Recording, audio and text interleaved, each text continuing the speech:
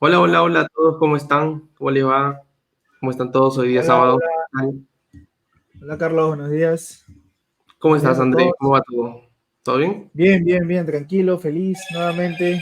eh, un nuevo meetup, un nuevo stream y Así es, un nuevo invitado también, un nuevo invitado con perspectivas distintas, pero con el mismo objetivo, que es compartir conocimiento. Así que espero que las personas compartan, están conectándose y que se sigan conectando. así es. Esperamos unos minutos todavía.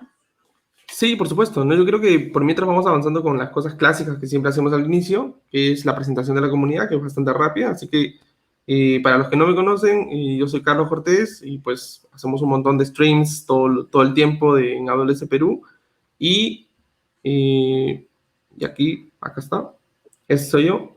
Y aquí a mi costado está Andrés Cervantes, que también es organizador de la comunidad y bastante activo del grupo. Andrés CB22, ¿no? Más conocido como Andrés CB22. Así que ahí está. Si no nos conocían, pues es un momento para que conversemos, para que si es que les gusta estar en la comunidad o les interesa hacer cosas en la comunidad, trabajemos juntos y colaboremos juntos como equipo. Voy a aprovechar, André, para poder mostrarles un poco lo que hacemos en la comunidad muy rápido, antes de Claro. iniciar.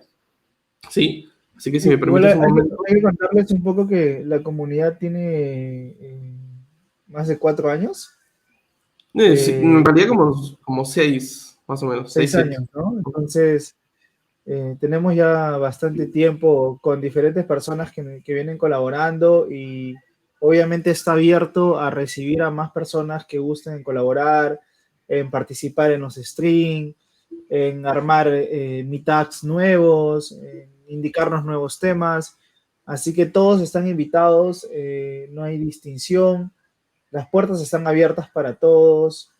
Si hay chicas también que desean participar en eventos o conocen amigas del trabajo, de la universidad, que quieran aprender, las puertas están abiertas. Pueden escribirnos a las redes sociales. Ahí Carlos, lo más probable que es quien vaya a responderles muy rápido, Sí, así sí, sí, que sí. vamos ahí. Voy a mostrarles un poquito qué hacemos, pero bastante rápido. Otras ocasiones hemos hecho toda una presentación de qué es la comunidad, pero vamos a tratar de resumir algunas cosas importantes que hacemos, ¿no? Que todo el equipo hace. Entonces, déjame un momento aquí, a ver, solamente un momento. Dale, dale. Y veamos aquí. Estas son algunas cosas de lo que hacemos, ¿no? Hacemos el Community Day, hacemos algo, involucramos mucho el conocimiento de tecnologías emergentes con Deep Racer, entonces corramos algo que se llama Deep Fridays, todo cada 2 viernes, en este mismo canal y en el canal de la comunidad. Y hacemos Flash Talks, ¿sí? Que son algo que lo vamos a ver ahora con Fer, que viene después. Y también hacemos podcasts. Entonces hacemos cosas interesantes. Si quieren unirse en una de estas cosas, estamos abiertos a que pues, nos escriban y pues empecemos a trabajar juntos. Adicionalmente, pues extender tu comunidad hacia una ciudad, ganar créditos, hacer talleres, participar en diferentes alianzas y convenios que se tengan con diferentes comunidades, con sponsors, si es que sea el caso, dependiendo del evento, ¿sí?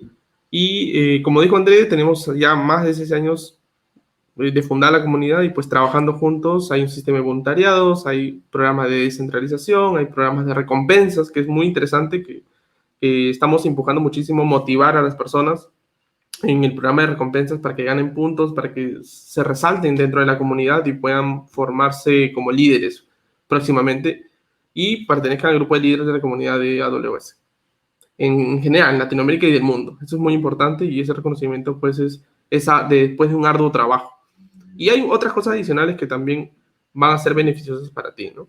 Así que si es que por primera vez estás viendo esto y eres nuevo en AWS, pues es el lugar correcto. Acá vas a aprender mucho sobre Amazon Web Services y vas a conocer gente que está trabajando mucho sobre esto.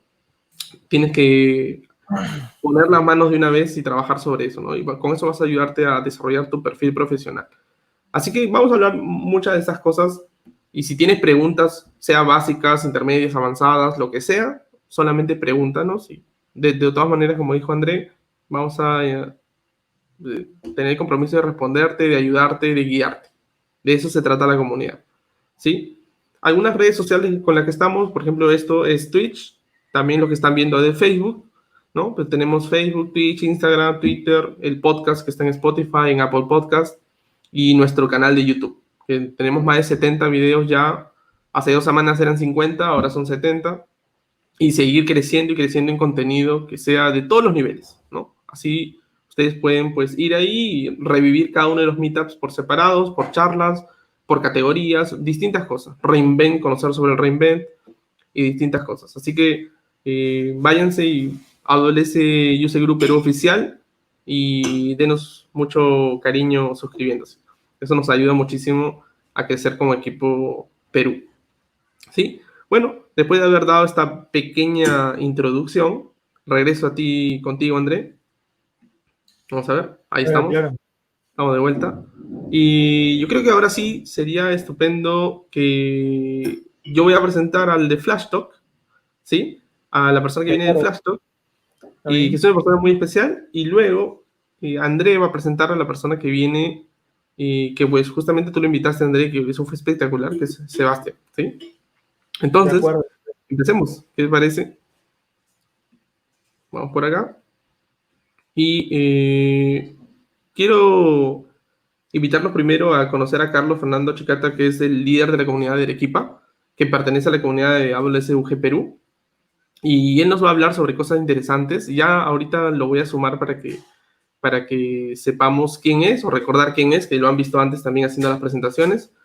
Y que nos hable sobre esta Flash Talk. ¿Qué es una Flash Talk? Para los que no saben, pues son charlas rápidas, como Lightning Talks, que damos acerca de temas diversos, ¿no? Cortos, medianos, de todo tipo de dificultad. Puede ser lo más sencillo, como levantar un bucket S3, o hacer un overview de un servicio como Amazon API Gateway, por ejemplo, o Lambda. Entonces, justamente de esto vamos a hablar. Esto es un serverless meetup, ¿sí? Tanto Sebastián como Fer van a hablar sobre serverless. Así que pues, bienvenido Fer, y lo vamos a agregar aquí en un momento.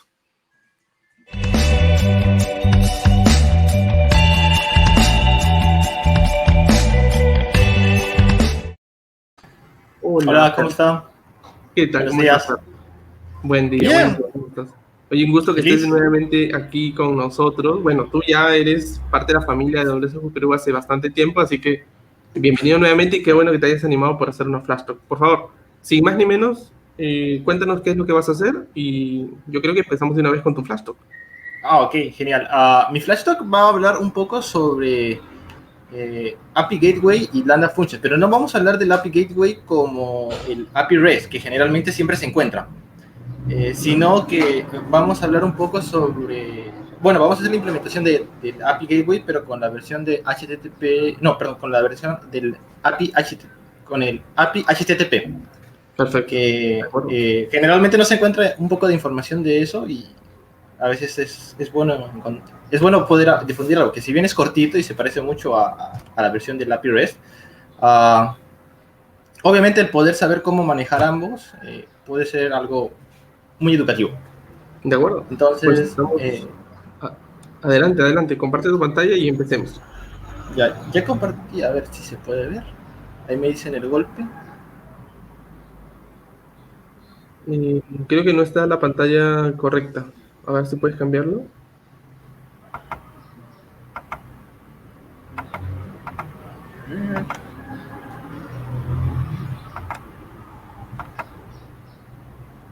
¿Ahora?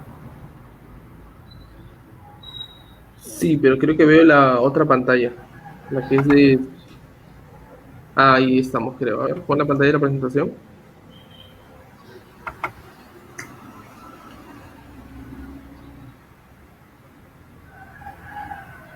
Ya regresó la presentación. Ahí está. Mira. Ok. Ahí, no Entonces, pongo el streamer, no, sino solamente donde está tu pantalla. Ahí está. ya, ok, genial. Perfecto. Entonces, ya se mira la pantalla, ¿verdad?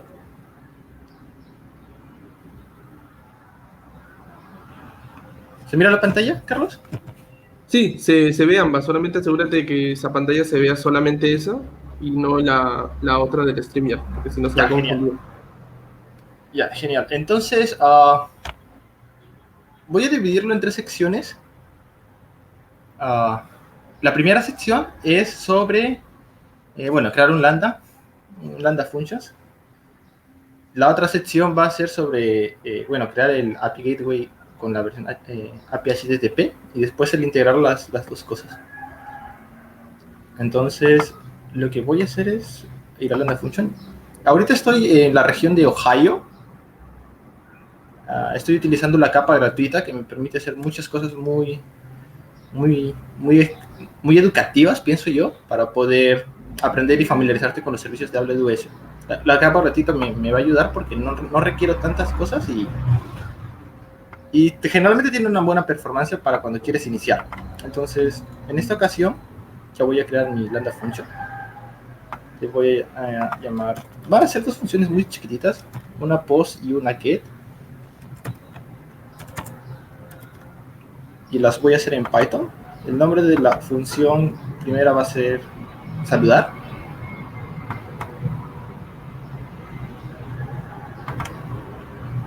Y el otro nombre que le voy a dar a la otra función debería ser genera saludo.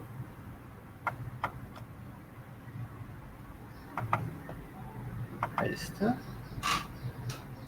Bueno, ya había empezado a jugar un rato en la mañana.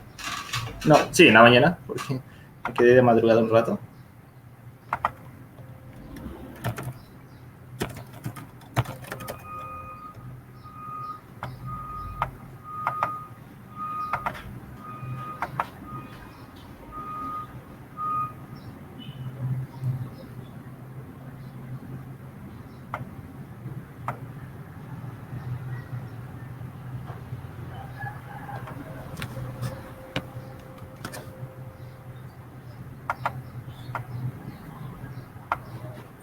Ya está.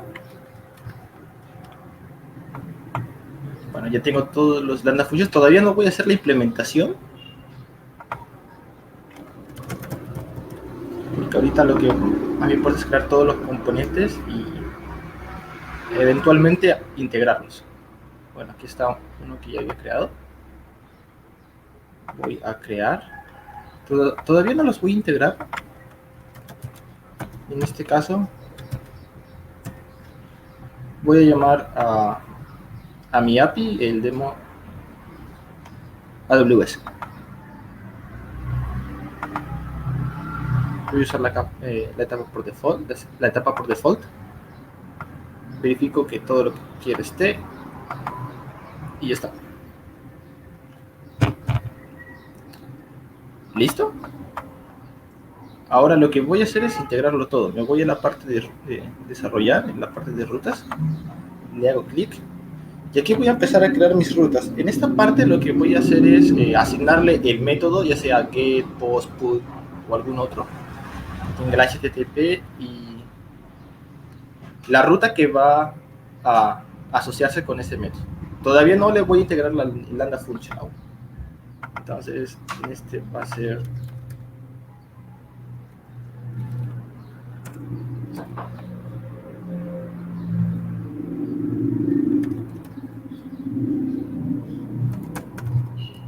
Aquí, si se dan cuenta, yo ya le puse la parte fija, que es el saludar. Y aquí le voy a poner la variable que va a ir dentro de la ruta. Y ya tengo mi primera ruta. Ahora me falta la del post, que es saludo. Y ya está. Y hasta ahorita solo he tenido las rutas y todo lo necesario para el API para que pueda funcionar, pero todavía no le he hecho la integración con el Lambda Functions.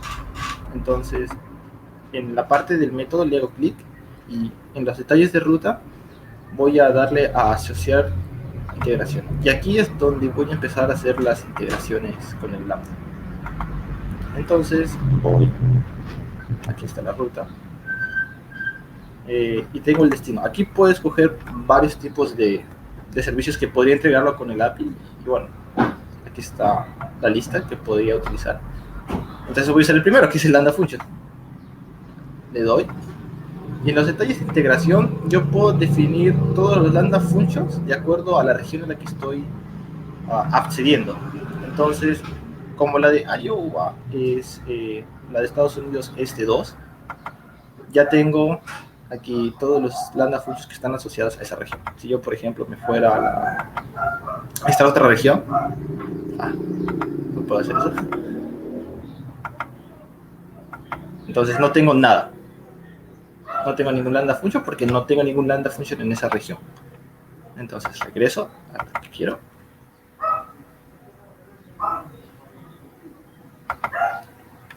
Voy a este método. ¿Podría escribirle algo? Get.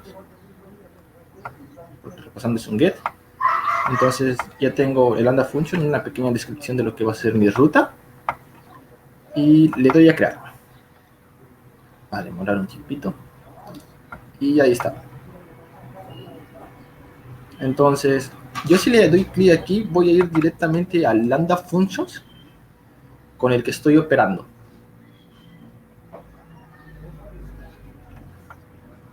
Entonces aquí vemos que ya mi Lambda Functions ya se conectó con el API Gateway. Y aquí todavía no le he implementado nada.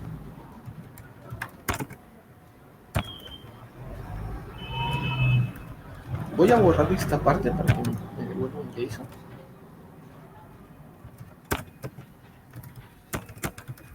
Entonces voy a darle un... Bueno, voy a generar el saludo.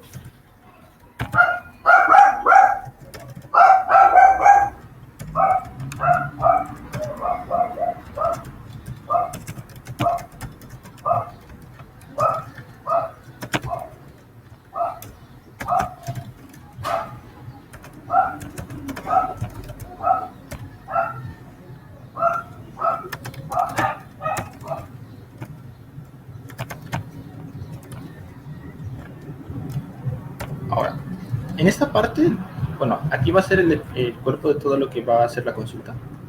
En esta parte debería de poder obtener lo que son los parámetros de la ruta de la consulta. Y aquí debería de definirle el nombre. Bueno, el nombre de la variable exacta que está en la ruta. Entonces, como el nombre le habíamos puesto, el nombre de la variable se iba a llamar nombre, entonces va a quedar así. En el caso de que tuviera algún error, es complicado poder mostrarlo. Entonces voy a ponerle un try catch, bueno,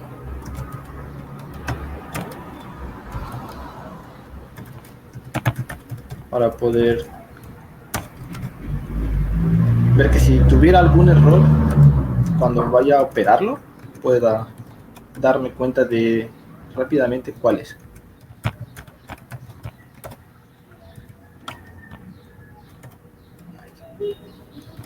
Entonces,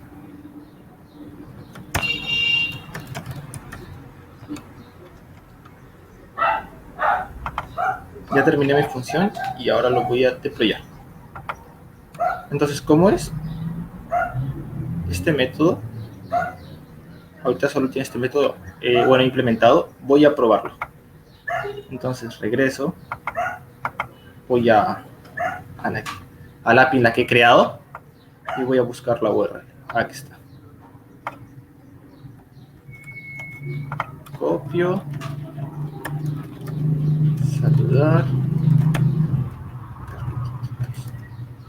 Y a ver qué pasa. Y, funcionó. Genial. Entonces, como ya habíamos creado ya habíamos creado el Lambda Functions que tomaba el nombre de la URL y todo anda bien, porque sabemos de que esta parte es la que tiene la variable de la ruta y la hemos pegado en el cuerpo del JSON que hemos retornado. Si nosotros se nos hace complicado verlo como un JSON, bueno, yo tengo Insomnia aquí activo, lo envío y aquí está el JSON. Ahorita lo estoy regresando en formato JSON. Ahora ya tenemos el get. nos falta el método post. Entonces, regreso, voy a la sección de rutas, hago clic en post de la ruta de saludo y ahora le voy a asociar un método más. Como ya tengo habilitada esta opción, podría utilizar la anterior o podría crear una nueva. Como el método post y el get son diferentes, porque en el post le voy a meterle algo en el body que lo va a utilizar la consulta internamente. Por eso voy a integrarlo con una diferente. Entonces repetimos la misma operación que hicimos anteriormente. Vamos a funciones lambda, hacemos clic, definimos la zona en la que queremos donde están nuestras funciones que hemos creado previamente, buscamos. En esta ocasión, generar saludos, la que habíamos acordado. Demo post. Y le damos a crear. Y ya está.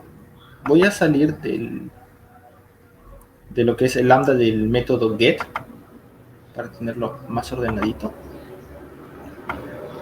Y bueno, como aquí le doy clic para poder acceder al lambda functions y poder hacerle la respectiva implementación. Está cargando. Y vemos que está conectado. Hacemos la misma operación. Try. Set.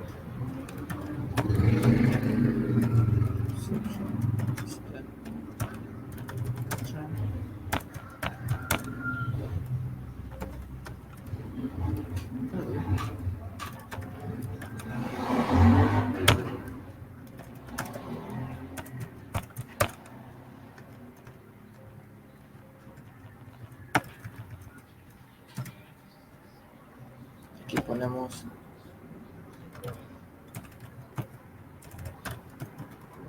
la respuesta. Generaste.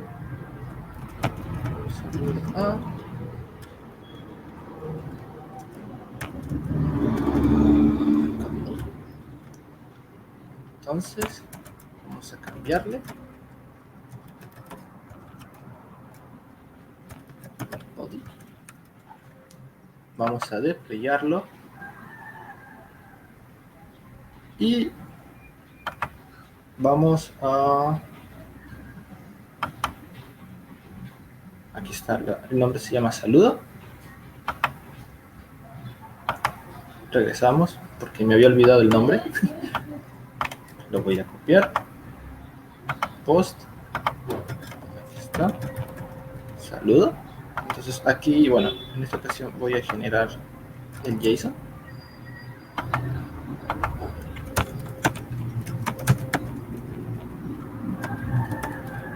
Lo voy a llamar nombre. Bueno, el JSON va a ser de esta forma. Nombre.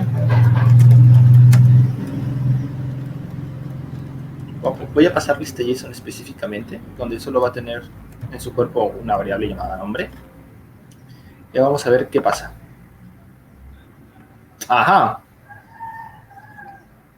Vemos que nos lo devolvió correctamente, pero no es lo que esperábamos. Y no es lo que esperábamos porque nos devolvió este JSON, pero en un formato, por así decirlo, compacto. Generalmente los JSON se tienen que deserializar para poder utilizarlo.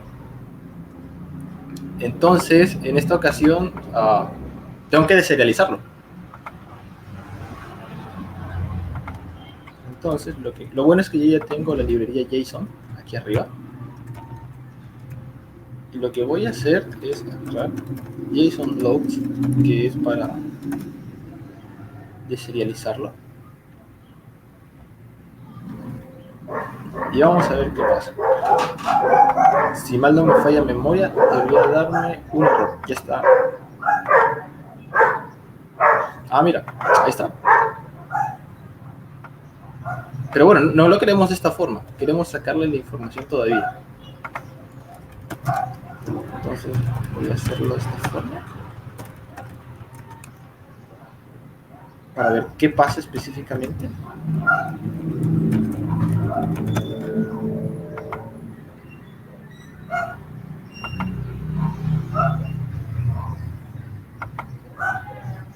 Y voilà. Ahora, de la forma correcta, como se requería, ya solo saco el valor de la variable que tenía dentro del JSON en el cuerpo de la solicitud. Y así yo ya tengo un método get y un método post. Entonces, hasta este punto, lo que hemos visto de forma muy rápida y bastante ágil es el poder construir un API con un método get, con un método post, y poder, utilizando el API HTTP de API Gateway, con una función, poder crear esta API. Uno de los beneficios que dice la documentación sobre API HTTP es de que es más eficiente en costos y con mucha menor latencia a comparación de API REST. Entonces, esto es bastante bueno porque nos puede ayudar a construir APIs muy rápidas. Entonces, prácticamente este ha sido el flash talk que he tenido que compartirles, que he querido compartirles, mejor dicho. Y espero que lo hayan disfrutado. Puede que sea algo chiquito, pero todo conocimiento siempre aporta algo importante para las personas que están empezando. Exactamente. Pero está muy bueno lo que mencionas. Solamente tengo una pregunta, ¿no? Que Bien. de repente varios pueden estar haciéndose también, que están recién empezando con API Gateway. Y es que hay varios tipos de API Gateway, ¿cierto? Hay algunos que son, como tú mencionas, API REST. Hay otros que son HTTP API, que es lo que estamos viendo ahora, ¿cierto? Y también están las REST API privadas. Entonces, ¿por qué estamos usando específicamente esta mencionaste? ¿Cuál es la razón principal por la que estamos haciendo solamente las HTTP APIs? Bueno, cada una tiene un objetivo diferente. Y bueno, lo que se menciona es de que con el tiempo las cosas van evolucionando, y esta evolución es de lo que se va aprendiendo de lo que ya se tiene. Entonces, algo que leí en una ocasión fue de que API HTTP es el resultado de varias cosas que se estaban aprendiendo o que se habían aprendido cuando se utilizaron el API REST. Entonces, se necesitaba una mejor forma de poder hacer costos y poder ganar más velocidad, y eventualmente se empezó a desarrollar lo que es API HTTP. Esto no quiere decir de que API REST sea descartable. No lo es. API REST tiene ciertas características que le ayudan a gestionar de mucha mejor forma lo que son las APIs y las respuestas en sí mismo. Y obviamente esas características no las tiene el API HTTP. Entonces, yo por lo general lo utilizaría para una demo bastante rápida de algo que quisiera hacer. Genial. Pero muy bueno. Al final se reduce a eso. Uno no reemplaza al otro, solo es una cuestión de cuándo usarlo y cuándo no usarlo. Entonces, es cuestión también de leerse un poco la documentación para poder saber las características y poder saber cuál es la herramienta más adecuada. De acuerdo, Fer. Está muy buena la presentación, me ha gustado mucho esta Flash Talk. Nunca antes habíamos tenido, bueno, dentro del tiempo que venimos haciendo las Flash Talks, todavía no habíamos tenido como que este tema específico, ¿no? Y más aún cuando ahora la persona que va a venir a hablarnos a continuación tiene bastante que ver con lo que has hecho, Fer. O sea, que has hecho, ha sido importantísimo que repasemos todo lo que es HTTP APIs, ha sido importante que veamos lo que es API Gateway, lo que es Lambda, porque ahora lo que viene es algo relacionado con Full Stack Serverless. Y no lo podemos entender si es que no nos das ese tipo de información, ¿no? Cómo usar las API Gateway en AWS, cuáles son las diferencias, cómo codear una función Lambda, cómo integrarla con API Gateway. Esas son cosas que cuando uno empieza en el mundo de serverless se va a topar, y pues es el primer paso a dar, ¿cierto, Fab? Cierto. Correctamente. Bueno, yo creo que está muy bueno y tenemos que seguir avanzando para conocer ahora y que todos estamos emocionados de conocer a Sebastián. Así que agárrense porque esto va a estar muy, muy bueno. A partir de lo que ya hemos aprendido ahora pongamos en marcha y construyamos aplicaciones mucho más robustas, serverless, ¿sí? Muchas gracias, Fer, por participar en los Flash Talks y pues no te pierdas que también nos gusta tenerte como host en una Oh, próxima ocasión. sí. Sí, que tengo que estar hosting para que noviembre, que ese también me falta. Por supuesto. Ahí dejo ahí el overlay de Fernando, de Carlos Fernando, y invítalo por favor a que la gente de Arequipa también pueda unirse a la comunidad rápidamente. Y Continúa, Carlos.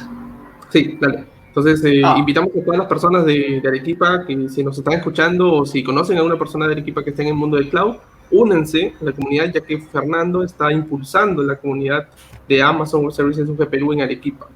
Y él es el líder de toda esa sección, de toda esa iniciativa interesante que estamos haciendo. Entonces, ya toca hacer algo relacionado con personas que vivan en Arequipa y que quieran extender el conocimiento de Amazon a todo el Perú y a Latinoamérica, ¿por qué no?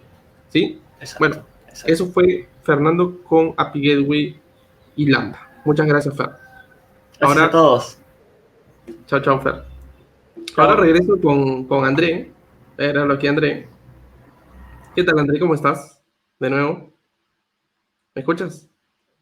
No te escucho. No te escucho. Ya, ahora sí, estaba muteado. Ahí estamos.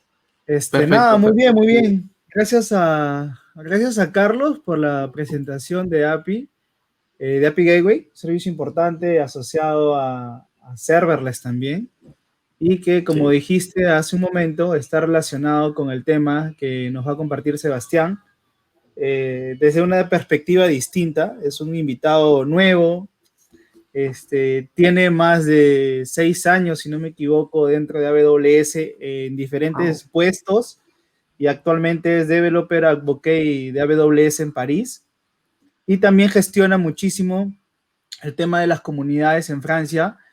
Está muy activo generando blogs. De hecho, genera blogs dentro de AWS. Si buscan, van a encontrar varios de sus posts asociados a Developer, que es uno de sus core de desarrollo. Así Y que... también tiene un podcast. Tiene No, y también tiene podcast, un sí. podcast, ¿no? Tiene un ¿No? Entonces podcast, está interesante. Sebastián.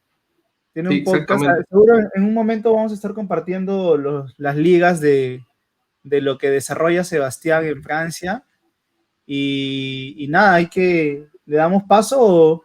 Sí, por supuesto, por supuesto. Yo creo que ya es hora de conocer a Sebastián. Así Solo a que, las personas que están conectadas, Carlos, nada más pedirles que compartan para que llegue a mucha más gente la transmisión. Definitivamente esto se va a quedar grabado en nuestras redes sociales, pero siempre es bueno compartir conocimiento, así que si nos ayudan compartiendo la liga de Twitch o de Facebook, live en vivo, vamos a ver. Sí, nos van a ayudar muy bien, así que se agradece. sí. A mí me parece gracioso cuando dices liga porque me hace recordar mucho cuando hablo con personas de México, personas de Colombia, no sé, de repente ahí se me cruza. Pero URL, ¿no? Ah, URL, liga, link, no sé. sí, se me quedó, no sé por Qué qué digo gracioso. liga desde hace tiempo, pero se me ha quedado. Ok. Bueno, empecé. Entonces, démosle el paso y ahí nos vemos en un Claro, ratito. claro. Solo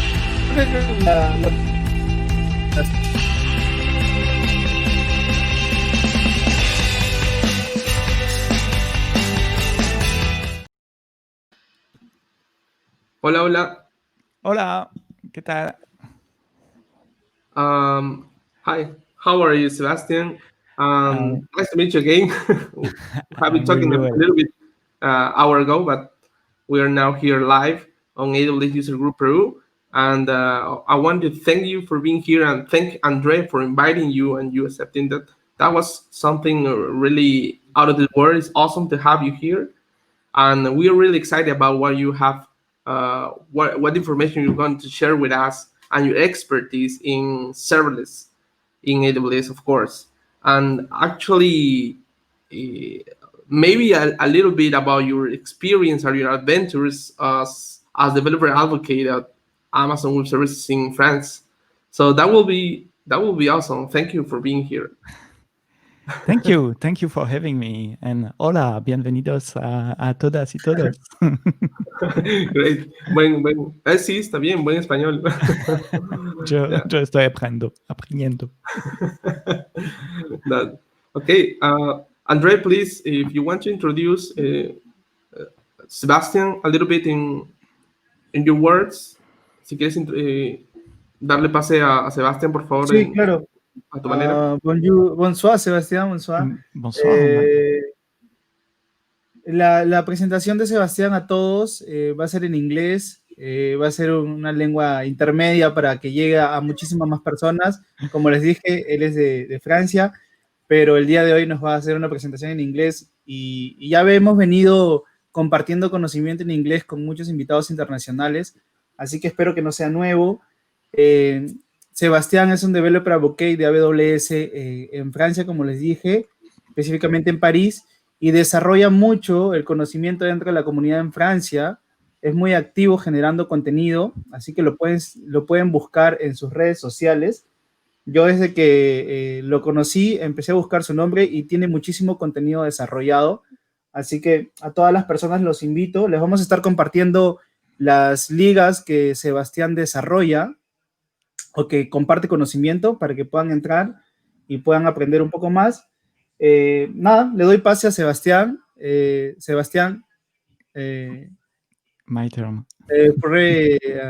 Continúe. Sí, yo soy Sebastián, yo soy developer advocate en AWS en Francia, en Europa. Yo estoy en París, pero no soy francés, yo soy de Bélgica.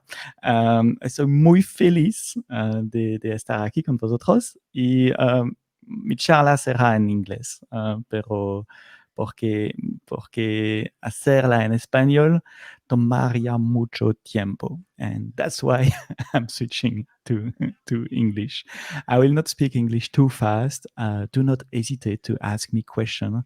I'm trying to look at the chats while I'm talking to you, so please ask question. My talk will be about how you can simplify your web and your mobile application with a cloud-based serverless backend. So the demo of Fernando was really great about showing you how you can integrate, how you can create a REST API, but I will show you how to put all these pieces together. So if you're developing web application or mobile application, stay tuned. I think I have something for you there. My talk will take examples, so I will have hands-on demo in the console with iOS, mobile application on Apple. But it's the same for web with React, Angular. It's the same with Android and even with Flutter. So don't be shy if you're not developing on iOS. It's the same concept that you can apply for your web application or your Android application. Okay, so let's start. And typical day in a developer. I've been developer. I'm still writing code every day, and you have the project manager coming and knocking on your shoulder, saying, "Hello, we need to update or to create a new application because competition is doing that, and we don't have a budget for that. It was not planned, so you will be alone. But we need something production ready that can scale. If we have millions of users, we don't want to redo everything. It has to be secure. It has to be easy to manage and operate. Can you do it?" And 20 years ago or 10 years ago, maybe that's the time you say, okay, I quit that job. I don't want to do that. I will sell cocktails on a beach somewhere where there is a sun. But no, with serverless and the cloud, it's actually possible to meet these type of requirement. Serverless, from the Stack Overflow developer survey, was solicited by 75% of the respondents, and AWS 68%. And I'm going to talk about the two serverless on AWS today. So like Andres said, I'm quite old in this industry. I'm writing software since 35 years, my first line of code. I work for Sun Microsystems and IBM. I'm 7 years now at AWS. I start with training. I work for the Alexa team in the solution architecture. I was manager for the solution architect in Europe. And I love to develop full stack from the graphical user interface to the backend. So what is serverless? Serverless doesn't mean no server. Okay, serverless means there are servers. Of course, there is no magic there. You cannot run your code in the air, in the cloud. So serverless means that there are servers, but you are not managing this server. So there is no server to provision or to manage. So you don't need to lose your time by installing Linux, patching Linux or Windows, and maintaining, doing a backup, collecting the logs, restarting the server from time to time, the Windows one at least. No, we are doing that for you. So you do not need to manage and to take care of your own server. It also is going to scale with usage. So if you have 1 million user or just 2 user, it's the same infrastructure for you. No change in the infrastructure. And it has built-in availability for fault tolerance. So we know that in AWS, in a region, there are multiple availability zones.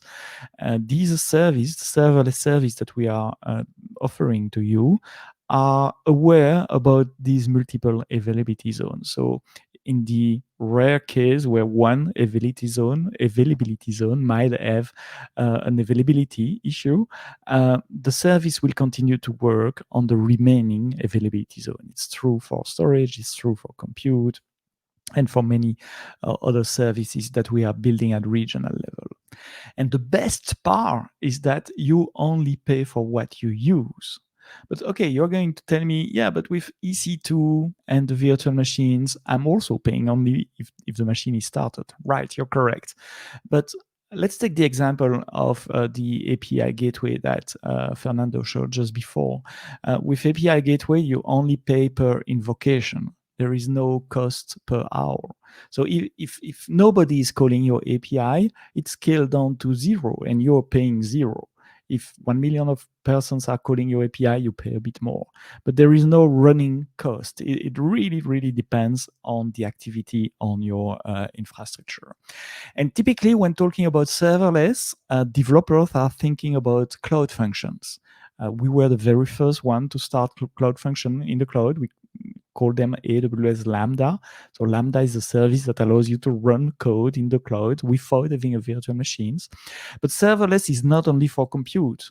It's for API. You just show it before my talk with API Gateway and others. It's also for your developer tools like the build server, the deployment server, like continuous integration, continuous deployment, testing can be done serverless. But it's also for database with Amazon Aurora, with DynamoDB, Neptune, and all the other database options that we have where there is no server or no storage to manage on yourself. S3 was started 14 years ago. 14 years ago. It was the very first Amazon Web Services back in the times. And S3 is serverless. If you look at the previous definition, it scales, it has built-in availability, there is no server to manage, and you pay only for what you use. So S3 is file storage in serverless as well. When is the last time that you upgrade S3 or you install a patch for S3? Never, because we do that for you. We manage the server for you. Okay. I convince you want to use serverless. So where do you start and what is the challenge to start? One of the first challenge is when you go to the AWS console, you have more than 180 services in front of you. And you say, where should I start? Okay, I'm mobile, so maybe I will start in the mobile category. Oh, yeah, but I need a bit of DevOps as well. And of course, I need security. Do I need to learn all this service before writing my first line of code? Of course not. You should not. But if you do so, if you click in the console, you will need to write a lot of lines of code just to set up the plumbing, the undifferentiated heavy lifting. You know, the things that everybody has to do, like create a network, configure a couple of security rules, create roles, create permissions. This requires quite a lot of code. So to help you, we developed a framework, an open source framework called Amplify. And Amplify is a tool that will help you to develop web and mobile application very, very easily from your laptop, from your console, from your terminal, without using the console. It will guide you and propose you the service to use for your use case. So Amplify is organized around use case, like I want to add user authentication in my app, or I want to add file storage in my app. I want to add API. And based on that, it will ask you a few basic questions very easily and generate the infrastructure for you in the cloud. So that's quite high level of abstraction. It hides you from many of the details of the service, and you don't need to learn all the 170 services I just talked about. Amplify will guide you towards what makes more sense for you.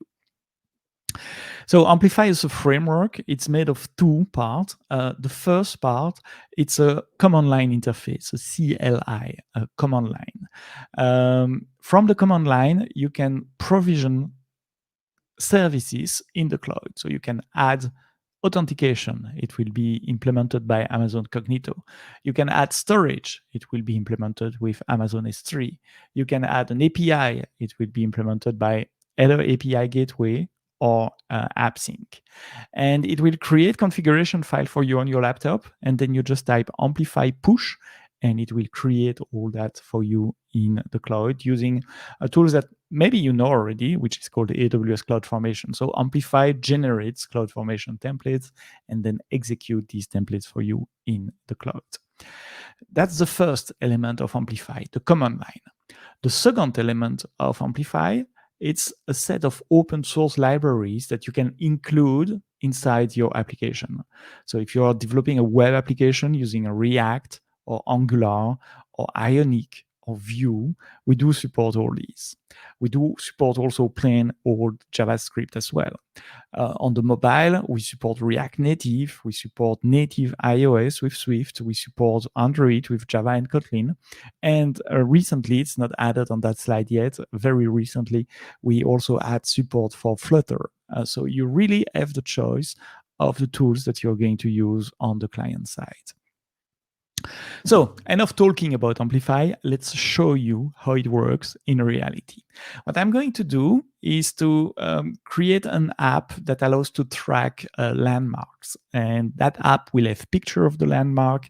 It will have an API to store the landmark in a database, to retrieve the landmark, and it will have user authentication as well.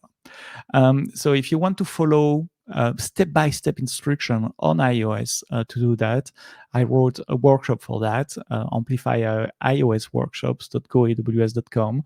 I will share the slides afterwards, so you will find, don't need to write that, but following that, you can really recreate the application I'm going to show you here.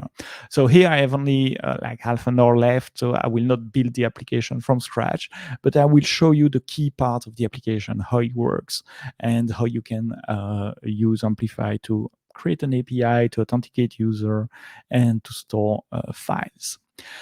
The third thing, before that, maybe I will look at the question if there is anything there. No. Thank you for posting the link to the workshop. If you have questions, just ask your question. You can ask in Spanish. I will try to understand. Otherwise, someone will translate it for me. Thank you. Or you can ask in English or in French. I will answer your question. So the first thing you want to do when you work with Amplify is to have Amplify in it. So here for this demo, I have Xcode. It's the iOS development tool from Apple. And I have the application running there. The code of the application is already there. And I have my terminal with a demo project that I just created before. So there is some source files and stuff like that. So I will amplify that application. The first thing I need to do is to do Amplify init. By doing amplify init, I create the necessary configuration file.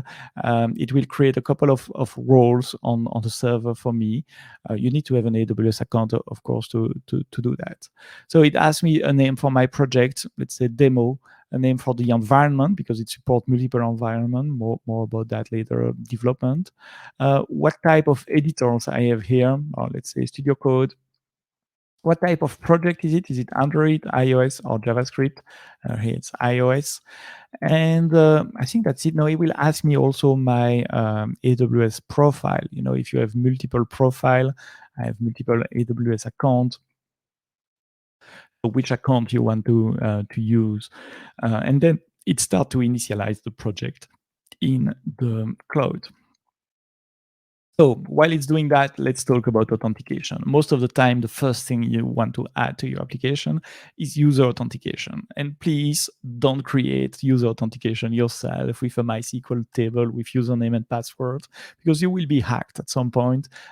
Creating secure authentication at scale, it's very complex and doesn't add any value to your project. So your application will be better with if someone else takes care of the authentication. It will be easier to add features like federation or any advanced feature. You do not need to develop that yourself. So to add authentication, you just type amplify add auth. It will ask me a couple of questions like, what type of configuration do you want? Here I want default configuration. How do I want to authenticate my user? Username, email, phone number, both of them. Here, just username, and that's it. I'm done. I don't need to give any other configuration. So the next step is actually to type amplify push. And amplify push will execute my configuration in the cloud. So right now, it will, with amplify push, really create a configuration for me in the cloud, in a serverless configuration. This one is going to use Completo. So let me explain a bit what I'm doing here. So Completo, it's a serverless service on AWS that allows to store user profile and to perform user authentication. By authentication, I mean sign in, sign out, but also sign up, like register a new user. It supports multi-factor authentication, so it can send your user by email or by SMS a one-time password. It also supports identity federation, so you can include with login with Facebook, login with Google, login with Amazon, signing with Apple, or anything else that supports SAML, Samuel, or OpenID Connect. So Amplify now is creating that for me in the cloud automatically. So that's the server side of Amplify. It's creating the server and configuring the server for me. Now on the client side, what do I need to change in my app if I want to integrate the authentication that I'm creating? It's actually super simple. First, you need to add the authentication plugin to the Amplify library inside your code. So typically you do that at the start of your application. If it is React, it's just an import statement at the beginning of the app.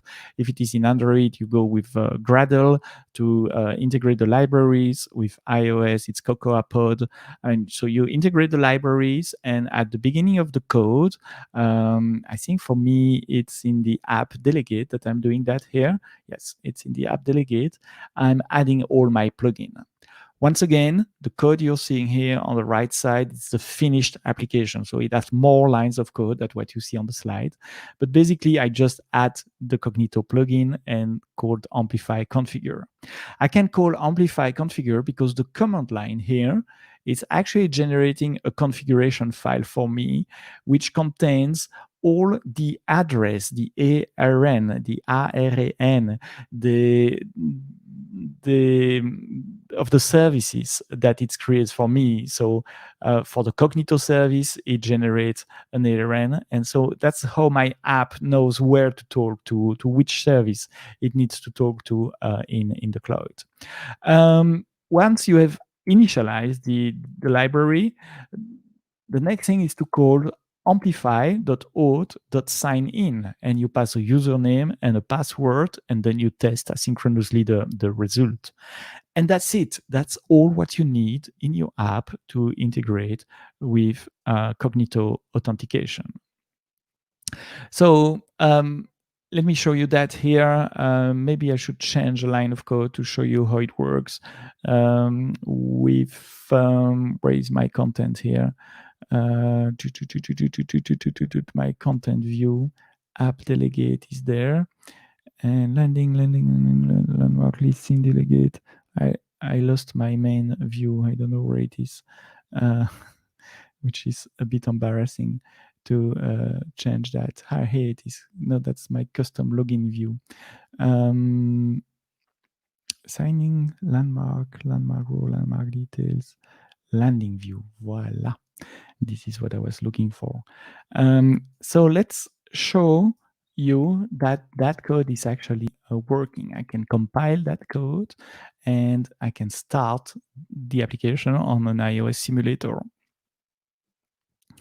And it should start within a few seconds. And it lands on a user interface and it crashes. That's the typical demo effect where it was working like 15 minutes before doing the demo.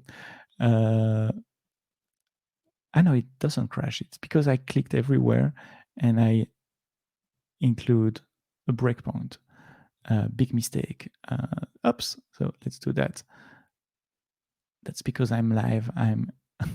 And you see, that's a user interface I created to collect a username and a password. And that user interface will actually call the code that I show you on the slide. And the code I show you on the slide is super, super easy. It will just say, hey, this is my sign in. I'm calling Amplify auth signing with a username and a password that I'm collecting here. So I create a username and password incognito already. So I can just type my super secure password and you see that I can log in into an application and log out of the application. That's great. But it obliged me to create a user interface, which I'm lazy, I don't want to do. So another options that you have in Completo is to use a hosted web user interface, which is really great for web applications. So if you're developing on React, you can just redirect your user to Completo, they authenticate on the Completo user interface, and then they come back to your application. You can do that in mobile too. The advantage of that is that if you configure Completo for login with Facebook, login with Google, or others, you have 0 lines of code to add in your application because it's managed on the server side by Completo yourself. So here I will show you how to use the hosted user interface and federated authentication. To call the hosted user interface, you just need to call a different method in Amplify. Instead of having Amplify auth signing with web user sign in here, instead of having sign in with username and password, you can just call sign in with web user interface. And then the user will be redirected to the web user interface. I want to show you that in this app. So let's move my beautiful login screen and let's try another login screen, the one from Completo. And here, because I'm signed out, it shows a sign in button. And when I click on this sign in button, it says, hey, this app wants to redirect you to Completo. Do you agree? Yes. And it's a web browser which is starting. And inside that web browser, I can authenticate just like I did in my custom view. But if you configure that on the server side, you can also have login with Facebook, Google, Amazon, or anything else there without writing a single lines of code. And you see the same works. I can log in and log out. Log out goes to the web page of Completo as well.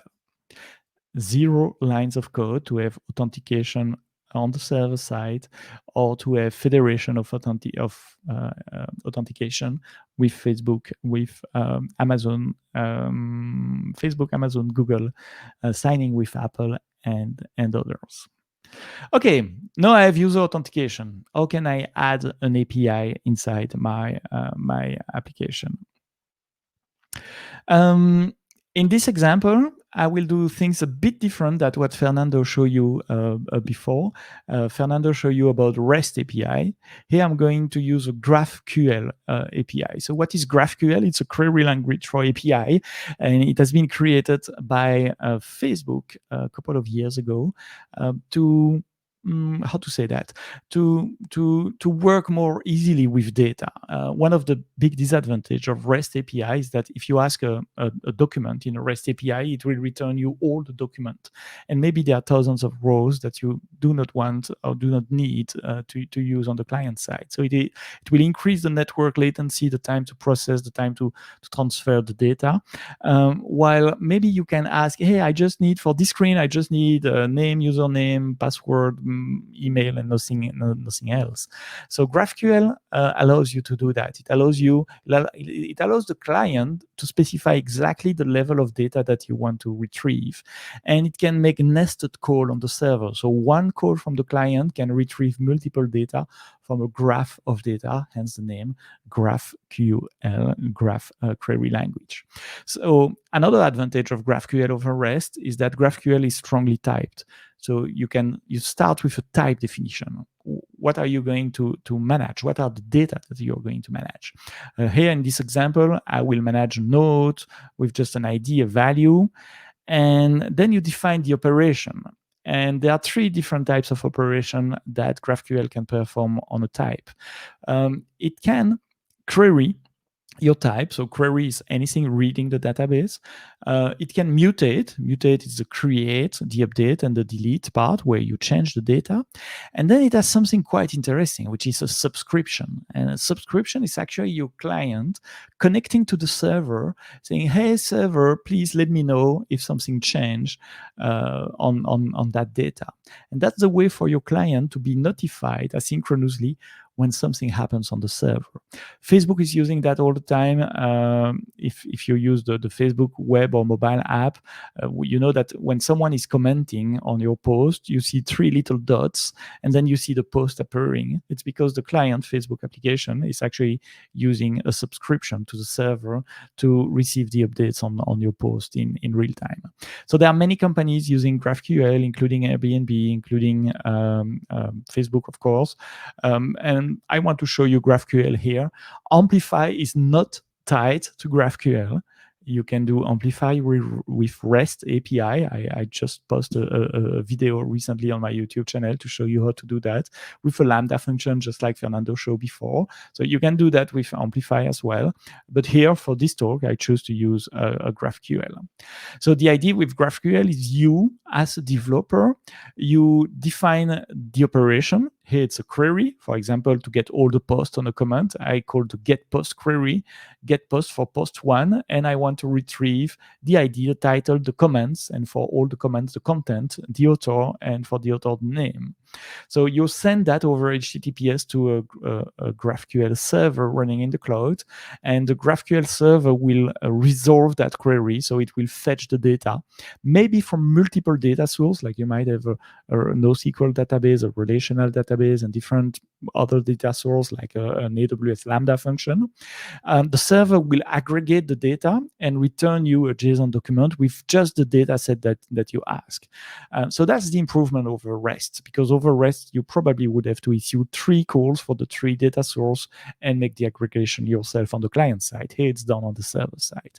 So the server side element is AppSync. AppSync, it's an AWS service, serverless service that implements GraphQL interface. How can I add the GraphQL API to my application? Just like the other, just Amplify add and then API.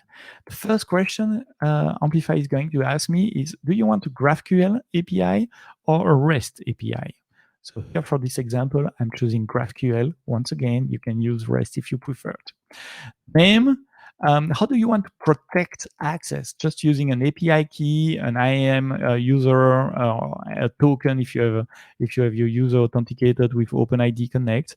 Here, I just created brand new Completo user pool. It's Chinese, new, so let's use it. And no, I'm done. Do you have a schema? I say no, and it will create one for me, an example schema for me. I can choose anything because I'm going to replace that anyway. Do you want to edit the schema? No, and that's it.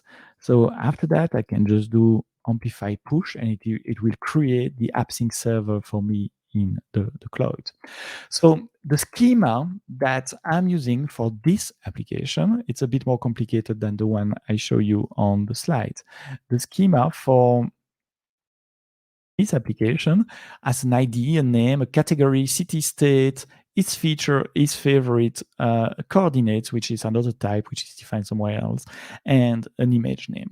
So that's the schema that my application is going to use.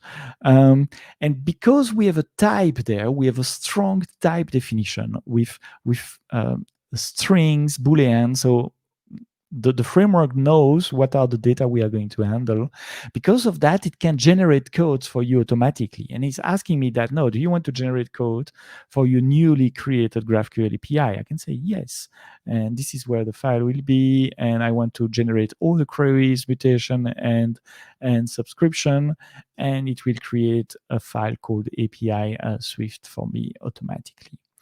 So that's also something we cannot do with REST. It's automatic code generation. We can do that with GraphQL because it's strongly typed. Two things. The schema, first, it defines the styles, of course. But you can also add annotation, transformer. And I'm using in this example 2 transformer. One of them says model. 1 word, 5 letters. Model, it tells AppSync to create a database behind the API so that it can store your data. And auth, as the name implies, means only authenticated customer can access this. And you can define the rules. Is it private? Is it public? Where is the authentication provider? It's my Completo user pool. What are the operations that you authorize? Read, update, delete. You can define groups. And just by defining these transformer, Amplify will generate code to configure AppSync for your security automatically. So it's a very, very convenient and neat way to define the authorization model on your data. At any time, you can regenerate the code with Amplify code gen models, and that code will land into your app. So here in Xcode, I have the generated models, and you can see that the landmark data has an ID, a name. So all that code is generated for you. For Android, for JavaScript, if you are developing a web application, you don't need to take care about the models. They are generated for you automatically. To add the API category to my app, I just add the API plugin here.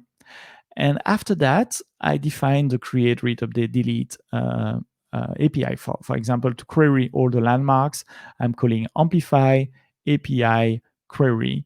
And the request will be a list, and that has been generated by Amplify for me with this type of data. All I need to do is to collect the result after and check if it is a success or a failure. If it is a success, I refresh the user interface. And that's it.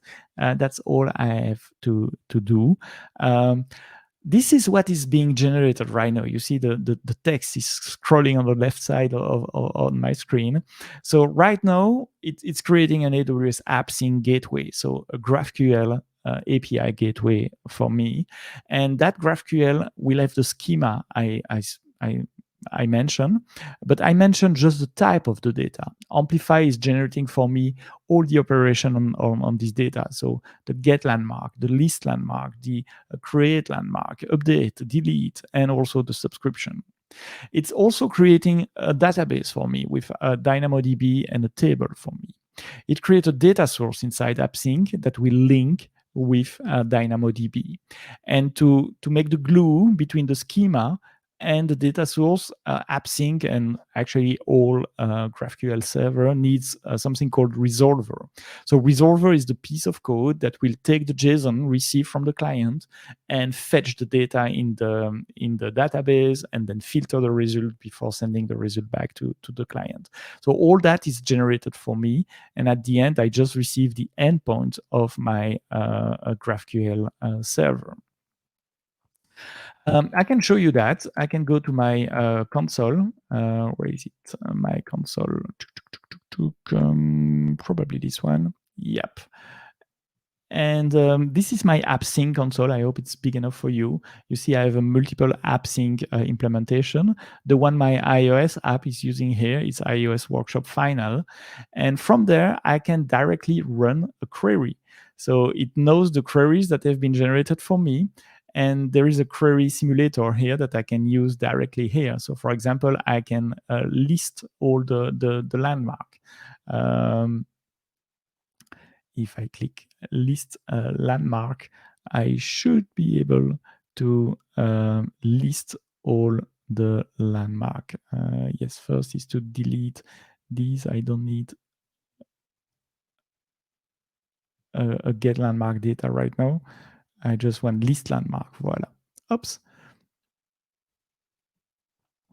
And yes, it's because it's expecting a navigation token. Let's just click this. Oh, I didn't specify any item. So you see it's just returning a next token. Let's say that in my items, I want the city and the ID, maybe the name as well. So it creates the query there. I can execute the query, and now I can see all the landmarks coming from my database. Oh, there is one from my native, the city where I'm born. It's Brussels. So maybe I can use that ID to make a call to get landmark data. And I will ask also the city category, the coordinates, latitude, longitude, image name, update at. And if I call that, now I get all the details about Brussels. So this is how you can test your queries in the cloud.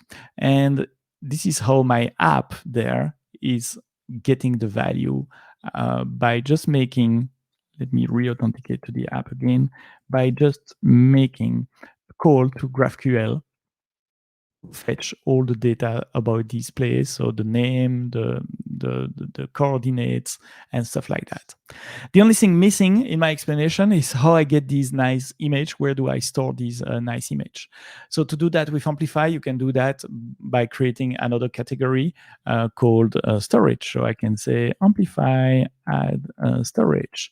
There are two types of storage supported by Amplify: content like image, video, audio, or a NoSQL database. But here I want to store content. So let's use content. What's the friendly name for my project? Like content, the name of the bucket, and who can access that bucket? Only authenticated user, and authenticated user can do create, read, and delete. Do I want a trigger for the object in my bucket? No, that's it. I can type amplify push, and it will generate a bucket for me and secure that bucket for me. On the client side, I receive high-level commands, so amplify storage, download data, and I just give the name of the file on S3. It will provide me with a progress listener, with a result listener that I can call, that will be called for me when the data will be available. Same for upload. There is one single upload method where your application can upload. So what does it generate there on the left side while it's working? It's creating an S3 bucket and securing that bucket. You have different types of storage inside the bucket. You have public, private, and protected. Private, it's only for you. Public is for everybody. And protected, it's a mix of the two. You can define the rules of who can write inside your protected bucket. And this is how it works in this app. So all these images are stored on S3 and they are retrieved asynchronously as the application is loading. You can see that when I'm connecting, you see the image appearing progressively as they are being loaded. see the image. Okay, it was in the cache probably already, but the first time I run the application, the image were appearing one by one. So that's how you can. So right now in this app, I have user authentication with Completo in serverless. I have file storage with Amazon S3 in serverless, and I have a GraphQL API with Dynamodb table all in serverless. If you create a web app, not a mobile app like React or Angular, you want also to deploy that web app. You can do that from Amplify as well. So you can type Amplify add hosting, and it will create an hosting infrastructure for you. So you do not need to have a web server to host a React or an Angular web application, because a web server, it's not serverless. You still need to manage an EC2 instance. You need to patch and to configure that in EC2 instance with Nginx or Apache. So with add hosting, what we are creating, it's a web server on Amazon S3. S3 talks HTTPS, your browser talks HTTPS, so S3 is a good candidate to be a server. If you ask for a development server, it will just create an Amazon S3 bucket. But if you ask for a production server, it will also put a CloudFront distribution, so a CDN, a content delivery network distribution in front of you for your application. Wow, that was quite a long journey. How much time do I have? Okay, I'm a bit slow here. Let's have a look at the question in the chat. There is a question from Samuel saying AWS services are frequently updated, which can lead to application problems. Yes, our services are very frequently updated, so we improve the service based on your feedback, on customer feedback. But no, it doesn't bring compatibility problem, because as far as I know, we never deprecated an API. We change sometimes a bit I have one example in mind with Amazon S3 recently, but most of the time we are adding functionalities, and we are working really hard to maintain the compatibility of our API. So it should be painless. Most of the update on the server side does not affect you. And I'm using Amplify since 2 years now. And I've been through many releases of the Amplify command line and the Amplify libraries. And most of the time, it's totally painless. Sometimes there are tiny change when we change a major version of Amplify.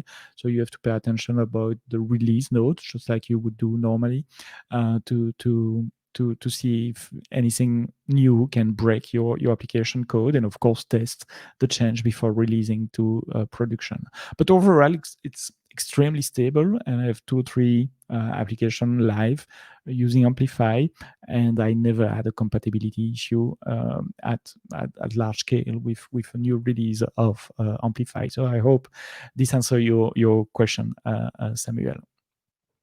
Couple of advanced tips for Amplify, but I will go faster on these. It's a bit more advanced. Last year, we released Amplify Data Store. So Amplify Data Store, it's an on-device persistent storage. So it's a database inside your application on the client side. So we are using IndexedDB for web application. We are using SQLite for iOS and Android. And the API of Amplify, if you use Data Store, you as a developer just talk with the local database on your application. And then Amplify Data Store will synchronize that data with the backends through AppSync and versioning. It will take care of version control. It will take care of conflict. And it will take care of network connection. So if your application goes offline for a short period of time, it can reconnect automatically and fetch the latest change from the browser, from the server, whenever your application comes back online.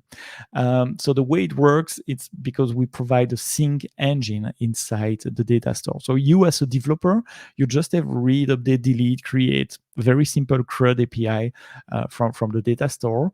The data store will store that in a local engine. So you will have your local data inside the app, so it can work offline.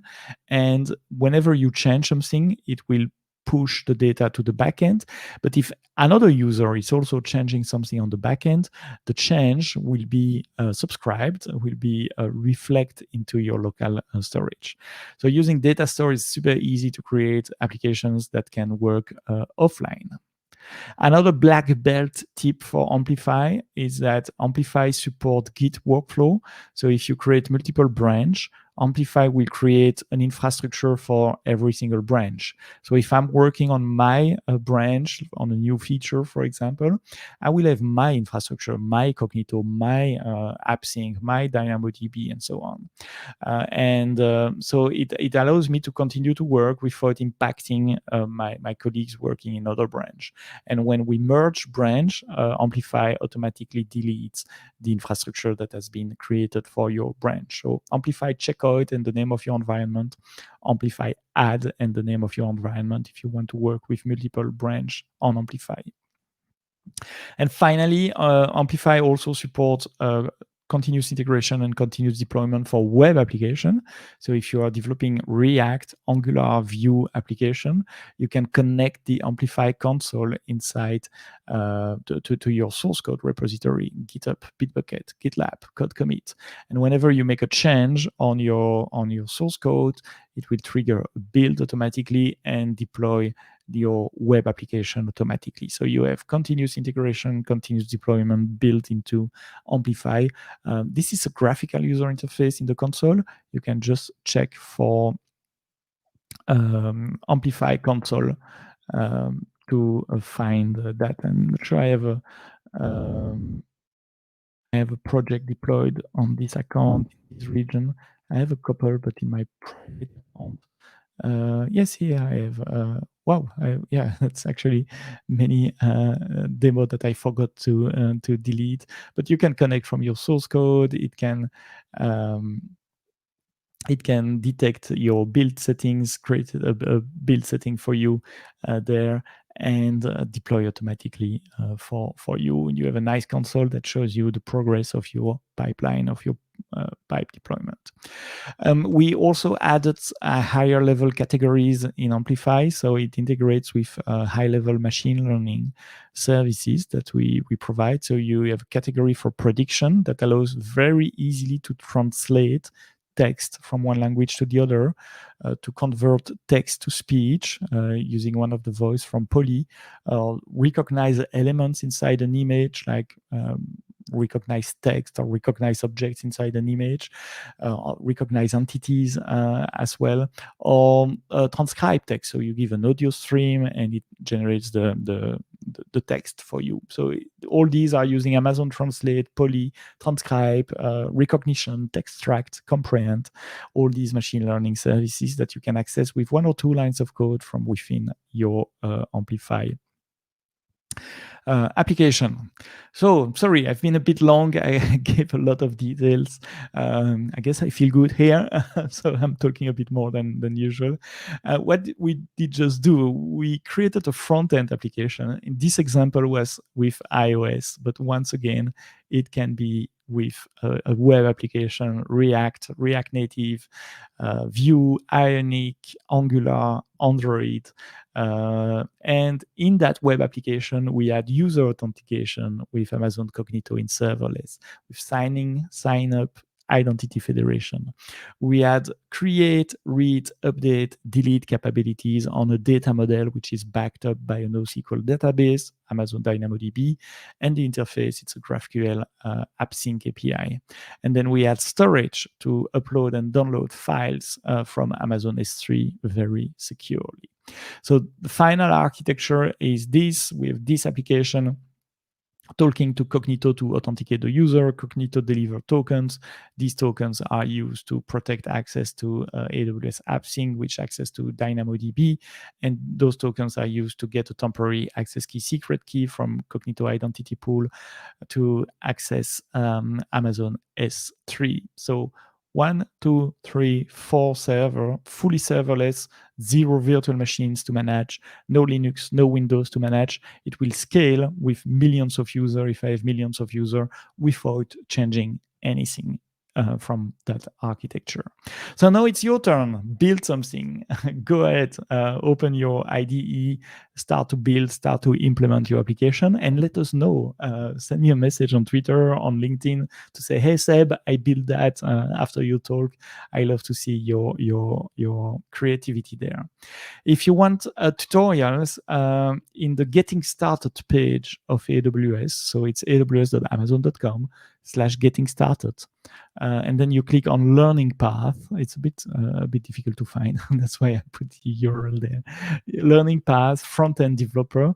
We have 4 tutorials for you. One with React and one with Flutter that my colleague Nader wrote, so React and Flutter, and I wrote the one for iOS and for Android. So these tutorials are really step-by-step instruction to create a very simple application with Completo, with AppSync, with Dynamodb, and S3, exactly like I showed it today.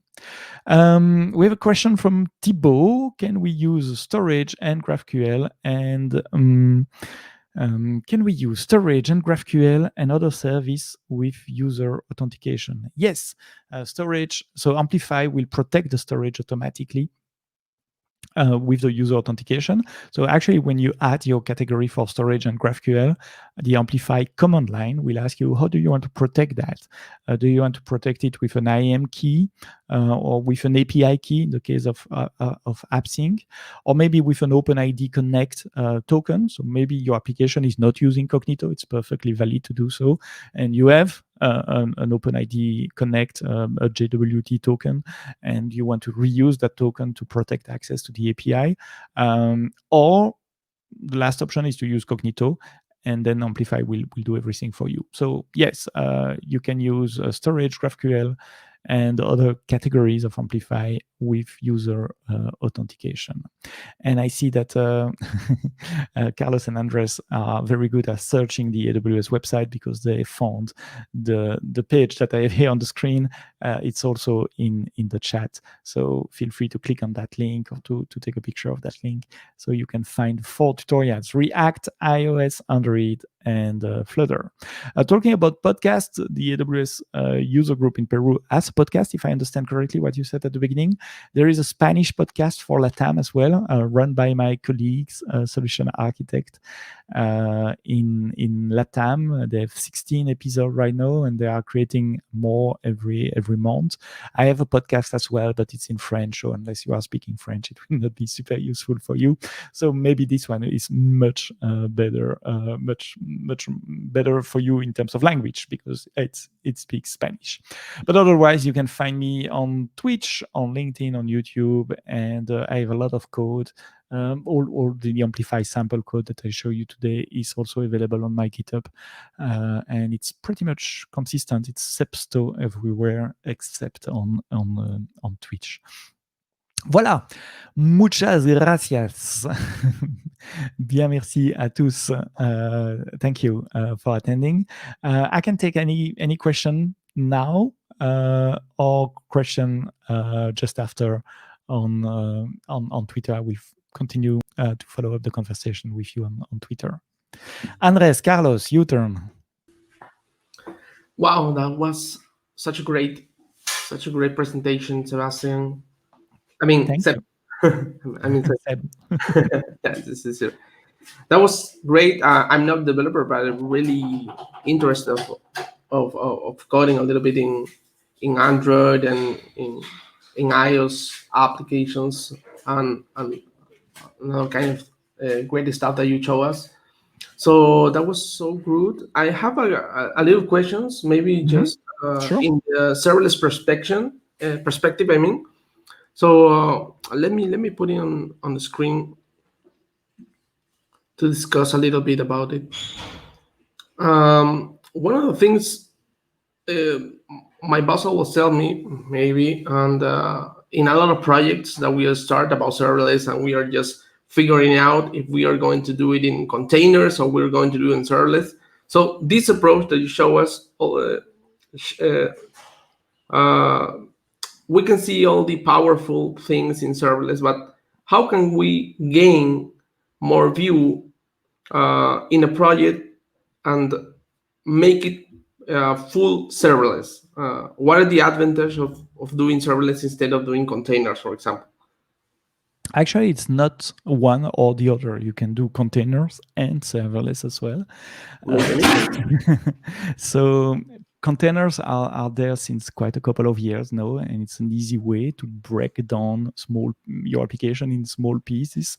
Many are implementing microservices or small services using containers. And the advantage of containers is that it's very easy to move from the developer laptop to test environment to production environment, and everything is contained, as the name, inside the container. So I'm not saying you should drop the container and redevelop everything on Lambda, but there is no advantage of doing that. I mean, it's a lot of transformation. If you have something that works with container, continue to use containers. The only thing, the reason why I said it's not one or the other, it's because you can run containers on a serverless architecture as well. So traditionally, in the past, to run containers, you need to have EC2 instances, and then you run your container on top of the EC2 instance. And you use a container orchestration tool, such as Kubernetes or Apache Mesos, or maybe ECS, Elastic Container Service from AWS, to do the orchestration of the containers, to decide where to start a new container, to replace the containers automatically. And it does that on EC2 instance. But last year, I think, or 2 years ago, we introduced a Fargate, AWS Fargate. So Fargate, it's ECS, it's the same container orchestration technology that the one I was just talking about. But instead of running on your EC2 instance, it runs on our EC2 instance. So you do not need to start, to manage, to scale, to patch your EC2 instance anymore. We are doing that for you. So with Fargate, you just tell us, hey, I have 10 containers here, and I want to run these containers. Please do it for me. And Fargate will create EC2 instance, but not on your account. You will not see them, and execute this container, run these containers for you in the cloud. So Fargate is really serverless applied to containers. You do not need to manage your own virtual machines anymore. So it's not one or the other. It's not serverless or containers. You can continue to go with your containers even without managing servers. And Fargate works with ECS, Elastic Container Service. I'm always hesitating about the service name, ECS, but also works with EKS, Elastic Kubernetes Services. So if your preference is to deploy on Kubernetes, you can have Fargate running on EKS. So no server to manage for you in the cloud. That's great. That's a great answer. We have to maybe find a balance of those two technologies, maybe. There's a mix of services, one thing on containers, and you also, in most of the serverless project or container projects, there are some components, maybe containers, you have to still using, for example, decoupling services like SQS, SNS, or other serverless like S3 that you mentioned, right? So there exists like a balance between those technologies that you have to find out. So that's great. But that is something that really comes up when we are starting a new project. Also, people also tells we are or we go full serverless or we go full containers, and maybe the answer there is, hey, it's in between the two. Exactly. It's in between the two, and you can. I repeat, you can do container serverless as well. Container doesn't mean you have to manage your EC2 server. And in reality, you will have a bit of everything. You will be some part will be in containers, some part will be on serverless, on Lambda function, depending on what you want to do and the scalability. For example, if you want to process data that arrive on S3 or process data that arrive on DynamoDB, like a trigger, then it makes sense to have a Lambda function, because Lambda function can be triggered automatically from S3. Container wouldn't make sense for that. I mean, you would need to write code to make the plumbing yourself between S3 and the container. So depending on what you want to do, sometimes it's probably better to have a container. Sometimes it makes more sense to have an AWS Lambda function. Great. That's great. That leaves that um, uh, put me on thinking about the next questions. That is, Mhm. if we mix those technologies or these technologies, I want to put it on a screen. For example, we have to think about the tools that Mhm. we use for, or maybe our development team we are going to use. Maybe, for example, if we make a mix, we have to choose between, I don't know, Terraform, CloudFormation, CDK, or maybe Amplify framework that you talk about. So if we make that kind of mix between services, it is worth combining multiple frameworks from the point of view of a developer that maybe them have to code in two frameworks or maybe more than one. What do you think Mhm. about choosing the right framework and specifically focus it on Amplify? That is really, really awesome things that we can do with Amplify. Yeah, that's a great question, and it's not an easy choice. So Amplify is really well adapted to development that are driven by the front end. I mean, if that's why I say I'm talking to full stack developer here. You have a development team that is in charge of the front end and the back end, and they have to do everything by themselves. And it's the front end driving most of the project. I mean, it's a requirement of the front end that define what type of API, what are the data that we want to use. Probably there is no existing API to integrate on, or not so much, and you're more starting from an empty status, like a green field or a white sheet of paper. Then Amplify fits really well into that. So when it's driven by the front end and with no or little pre-existing infrastructure to tap into, that's where Amplify is best. If you have separate teams, like backend team that creates the API, manage the data, there is 10 years of history and tons of API gateway to reuse and to include into a front end, maybe Amplify is not the best tool to get started with that. It's possible, but it has not been designed for that. It has not been conceived Great. for that. So once again, it depends on what you want to do.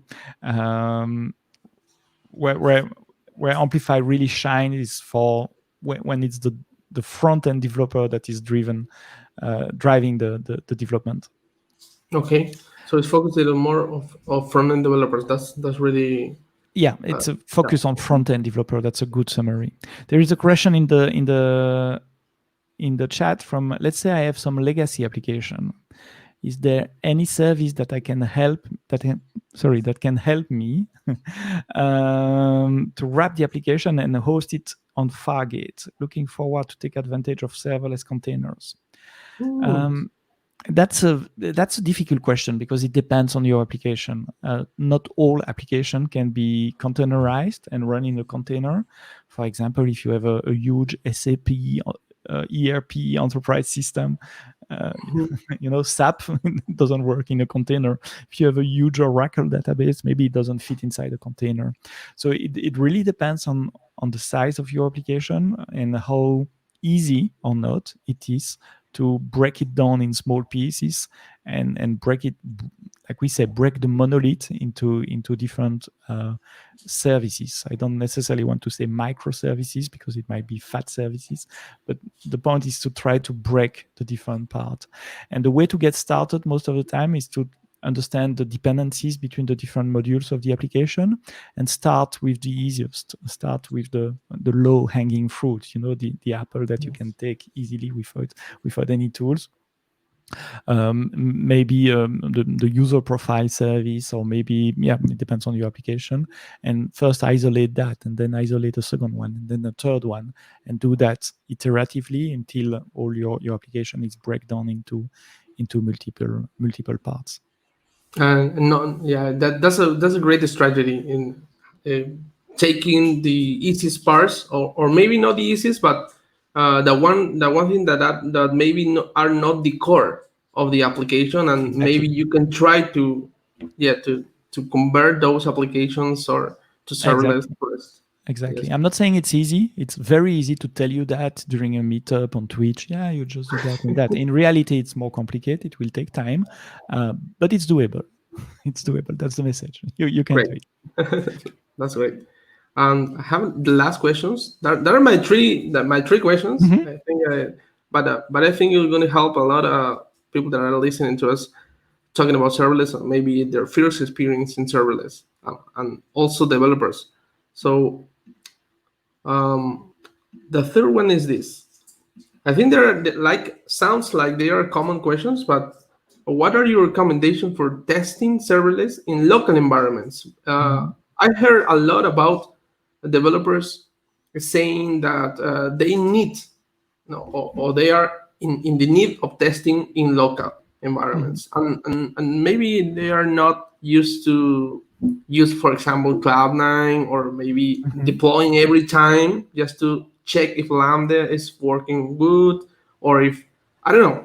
Yeah, Do that's you have any methods or recommendations that we have from them, and to specifically think that you have the tools to use it on local, or you have to that you have to think differently and move to the cloud to start your testing in serverless? I don't know. What do you think? um, it's difficult, but it's nice to have local environment, not only for network reason. Of course, I can be in a train from time to time, or when we were able to travel, I would be in an airplane, and I want to continue to develop. So that's the reason why I want to have a local environment. Another reason why I want to have local environment is for my unit testing. Most of the time, you set up a lot of tests, and you want every time you git push something to have unit testing. That doesn't necessarily go to your AWS account and generate charge and cost on your AWS account. So you want something like a mock-up of AWS. So there are different ways to do that. And it depends on the framework you are using again. So for Lambda function, the general idea is to run a local version of the Lambda function inside a container. So you can create a container that behave like Lambda and receive the code, test your code locally inside your locally running Docker container, and shut down the container after that. Some frameworks are doing that for you. Amplify can do that for you. So you have local testing of Amplify Lambda functions with that. If you are using serverless application model, SAM, SAM has also SAM local invoke, so you can invoke your function locally. SAM also simulate the API gateway and the HTTP API gateway that Fernando was showing before, so you can even test that locally with SAM. Or Um, the responses that you have on API gateway, you can test it locally with some. correct. Okay. Wow, that's great. For DynamoDB, we have a DynamoDB local. It's a small Java application that you can run locally. It's like a mini DynamoDB. So don't try to run your production workload on that on your laptop, but it has the same API. It doesn't scale the same way. You can not get millions of API per second on that version, but it's API compatible with the real DynamoDB. So you can create that, and then you have an endpoint which points to HTTP local host on a specific port, and you can interact with DynamoDB like that. For the rest, it's a bit more complicated. There is one open source project, but I forgot the name. I'm sorry.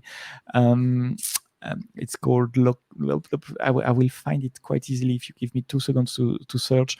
But there is one open source project that tries to mock up all the AWS API.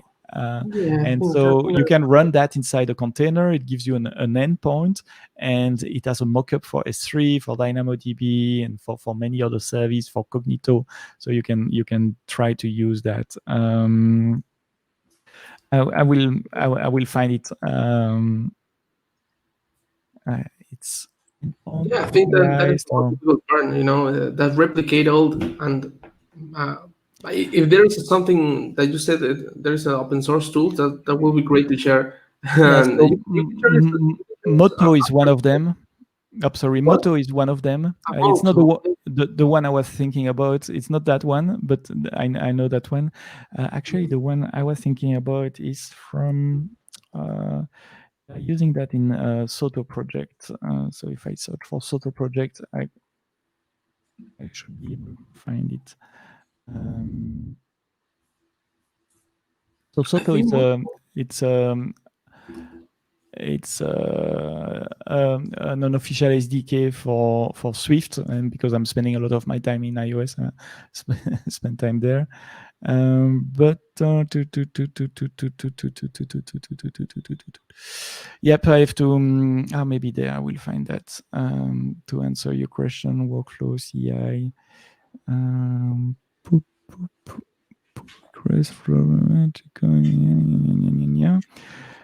Local stack. That's the name I was searching. So Local stack.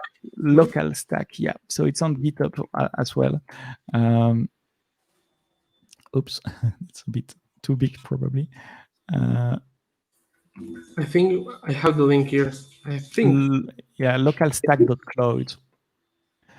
That's the project, localstack.cloud. So that's something you can create inside the Docker container, and it gives you a mock-up of your AWS app, of the AWS API. Oh, great. Let me show on the screen. There is local stack. Great. Yeah, sorry for my bad memory. It took me a while to to remember the name. Oops,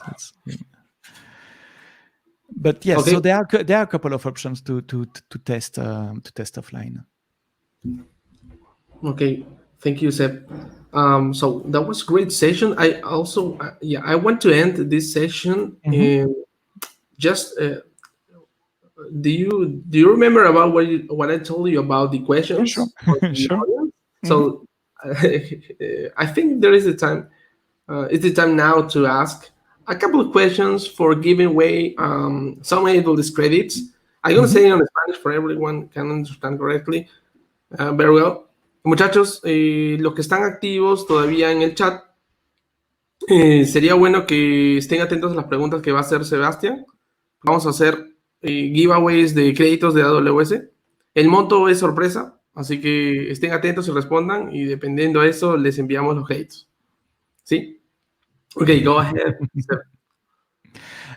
So first question is true or false. I can do true or false question. Of course, yes. Yes. Okay. So it's true or false. Verdad o falso. Amplify est un framework. Is a framework only for mobile application. So Amplify es una framework solamente por las aplicaciones móvil. True or false? Okay, here, let's see. False. The Martin Hesse2 says it's false. Can I give the right answer? Or do you wait for more? Let's wait a couple of seconds, maybe. Okay. Yeah. Who is AWS Peru on Facebook? No, that's my account, but actually I think Andre is answering. But Andre, you can do it. Okay, we have 3 false. You can say now the answer. So pourquoi? No, so it's false. That's correct. That's the correct answer. Because with Amplify, you can develop mobile application, but you can also develop web application for React, for Android. For React, for Angular, for Vue and Ionic. So Amplify works both with web application and mobile application. Great. So we have the first winner, Martin, the first winner. He's really excited about it. I ain't tell anyone about how much AWS credits you're going to win. No le he dicho a nadie cuántos créditos va a ganar, pero va a ser sorpresa. Lo único que les digo es que no va a ser lo normal, no va a ser los $25 normales, sino va a ser un poquito más. Así que atentos a las 2 siguientes preguntas o a la última pregunta, depends on you, Sebastian. We have 1 more or 2 more questions. I don't know. I'm making the question as we are talking. How many do you want? No, I think 1 more. One more? Okay, One one more. more. One more. One more, and one more. What is the database which is used by default by AWS Amplify? ¿Cuál es la database? How do you say database? Sí. ¿Cuál es la base de datos por default que usa Amplify Framework? Esa es la pregunta. ¿Verdadero o falso? It's not no verdadero, falso. no, ¿cuál es? ¿Cuál es la database? Yes. ¿Cómo se llama la database?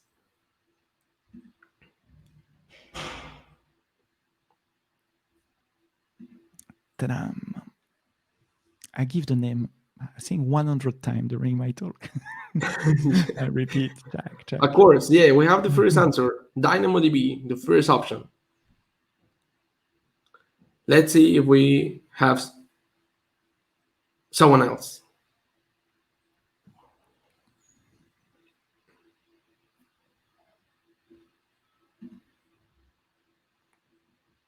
Okay, we have a few options.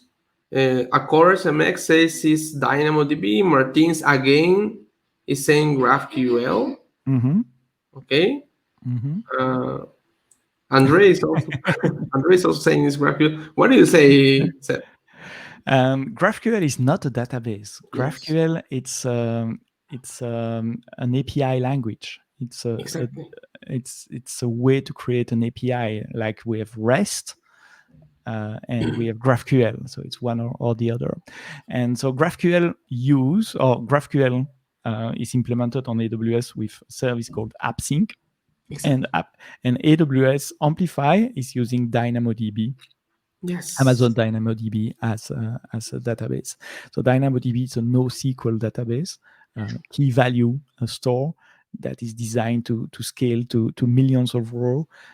We had peak to millions of API calls per second during the last Amazon Prime Day a few weeks ago. Exactly, that's great. So we have the second winner is Accours MX. So felicitaciones Accours. Luego te contactamos para poner. Yeah, great. I have one more questions. Sure. You mentioned about 4 frameworks or front-end frameworks that Amplify uses. You can develop on top of these frameworks for front-end developers. That's correct. So I'm going to say it in Spanish. ¿Cuáles menciona al menos 2 de los 4 o 5 frameworks para frontend que ha mencionado Seb durante su presentación? Ha habido como 5. Bueno, we have I was just saying the question and there are answers already. Yeah, that's exactly that. Yes, I mentioned them quite a lot because I know I'm making my demo on iOS and I don't want to disconnect from the web developer. That's why I'm repeating all the time. It also works with web. And yes, that's the one you mentioned. So Luis says React, Vue, Angular. David said Vue, React. Yeah. But Vue, do you mention Vue? Yes. Yes. Oh, if you take my screen again, I have the slide that I show on the screen. So Vue, React, Angular, Ionic. Ionic, yes. Flutter. Plain JavaScript. Flutter since a few weeks ago. It's brand new. I didn't try it yet. Flutter, and on the native side, React Native, iOS, and Android. So I'm going to put 2 winners on this. Luis and David. There are people that I know. I think I know there are actually a lot of on our AWS events here. So Luis and David, congratulations for those last 2 AWS credits that we're going to give. Yes, Luis, and here David. David, cheers from Lima. I think David is from Mexico. So wow. Hi to AWS lovers from Mexico. And also for Luis. Another question. Do you have another question? Maybe, o André, ¿tú tienes alguna pregunta adicional que quieres hacer al público? No, está bien. Creo que han habido 3 ganadores. Dice, ahí dice, David said, actually David is AWS leader of the community in Mexico. So he's saying that this AWS credit is going to give away in their community. So that's great. Great. Let's make another question then. Yes. Please have the honor of the last question. Andres, you have an idea? Or Andre, yes. Looks like we lost the video. It's not moving anymore. I see.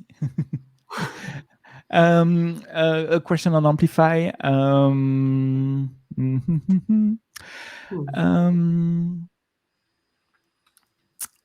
True or false? True or false? With Amplify, I can create continuous integration and continuous deployment pipeline easily.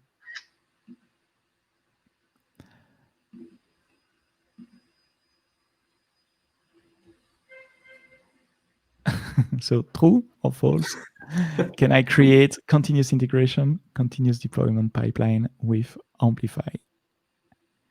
Come on, David.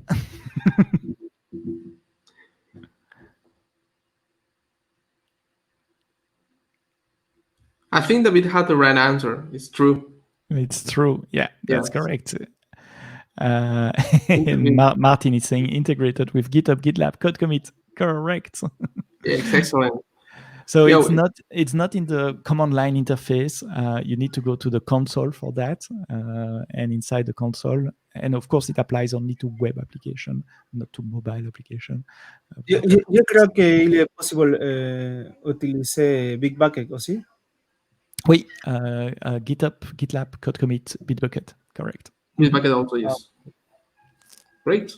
So also Martin is saying that he's going to donate that credit. Wow, that's people didn't don't need AWS credits anymore. Mm-hmm. Yeah, but it's great that these AWS credits are donated. People really need it. So no, I think we are out of credits. We don't have more credits.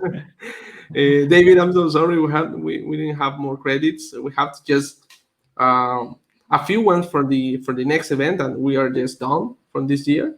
So I want to thank Seb again for being here, for share your expertise in serverless environments, in serverless architectures, Amplify, development. It's like I feel this like a masterclass of what you have to do to start developing in AWS and using serverless. I really love the link that you shared with us about the workshop you do in serverless iOS framework, and I don't know which is I think it's the Amplify iOS workshop. Yeah, exactly. Amplify iOS workshop will go, right? No, it's go-aws. That's the address of the website. But yeah, the workshop is really detailed instruction to build the application that you saw there. And on the last link I share, there are 4 tutorials. So even if you're not using iOS, you will find a tutorial for React, for Flutter, for Android, and for iOS on the learning page. Yes, on that one. Okay, learning path from developer. Okay, great. So we really enjoy. It's a pleasure to have you here, and I hope it's not only the first time that you have been here. So maybe in 2021, we also after reInvent also we have, because the reInvent is like an explosion for all of us to just figuring out what is going to happen there. So I hope we have another opportunity to have you here, Seb. We really enjoyed this session, and again, it's a pleasure to have you. Please. It will be my pleasure to come back online, or if the world reopen, I will be happy to fly to Peru as well. That would be my first time in Peru, so it's a good occasion to go. And I would love to make a tour in Latin America, maybe in 2021 or 2022. Let's see. Maybe. We hope we have that possibility. André, ¿tú quieres comentar algunas últimas palabras para Seb? Dale. André? Merci beaucoup. Merci de m'avoir invité, André. À bientôt. Non, merci beaucoup pour votre présentation. Le sujet est très intéressant pour les plus de gens, pour continuer a apprendre. Vamos a continuar con más temas. Muchas gracias, Sebastián. El tema estaba muy interesante y excelente para las personas en Perú y para las personas que se han conectado del extranjero. Entonces, nada, muchas gracias por tu tiempo. Merci beaucoup pour votre temps. J'essayais avec mon français un peu de un nouveau langue pour moi. Ça marche. Así que nada, Carlos, todo excelente, muy bueno, y vamos a seguir compartiendo más conocimiento con toda la comunidad. Por supuesto, André, ha sido un enorme gusto. It was a great pleasure to have Seb here. So, muchas gracias a todos por estar hoy día sábado temprano. Les agradezco que se hayan conectado temprano. Es difícil la hora, pero ahí estamos para seguir entregando conocimiento a todos ustedes. Y pues disfrútenlo. Disfrútenlo porque, pues, y prepárense porque ahora viene el reinvent y ahí va a haber mucho conocimiento por aprender de nuevo. ¿Sí? Siempre es, como dice en AWS, always day one, right? Yes, always the way to learn. Exactly. And I have some good news for reInvent. We will have non-English tracks this year in reInvent. So I don't know if you know that already, but there will be tracks in Spanish, in French, and in 7 other languages in total. So that was great. I think we'll have a bit of content in Spanish. Like 40 tracks, no? 40 tracks in reInvent is like it's insane. I don't know what. Yeah, there is more than 500 sessions in total. So that's a lot of content. Of course. Oh, great. I think it's time to say goodbye and enjoy the weekend, Seb. Enjoy the day. Thank you. And thank you again for being here. Thank you. Muchas gracias a todos. Muchas gracias, Seb. Un abrazo. Gracias. Hasta luego. Bye, bye. Au revoir.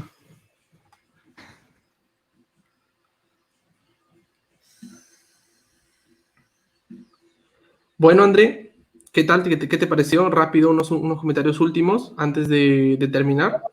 Súper interesante. Espero a todas las personas que estén conectadas y a los que se conecten después en las grabaciones que nos dejen por inbox los temas que quisieran escuchar que quisieran escuchar y que quisieran que le compartamos.